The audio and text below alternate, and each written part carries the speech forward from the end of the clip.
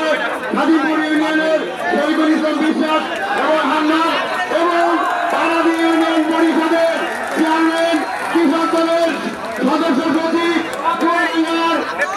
বিরাট বড় বক্তা তোমার নীতিমতা বলে অনুমতি দিয়েছেন। বিসমিল্লাহির রহমানির রহিম।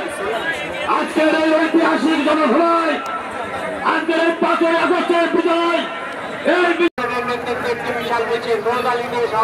আজকে এমন একটি দিন, দীর্ঘ 16 বছর একটি ডাইনি সরকার, একটি স্বৈরাচারী সরকার, একটি রক্তক্ষেক সরকার, একটি খুনি সরকার বিদায় নিয়েছিল।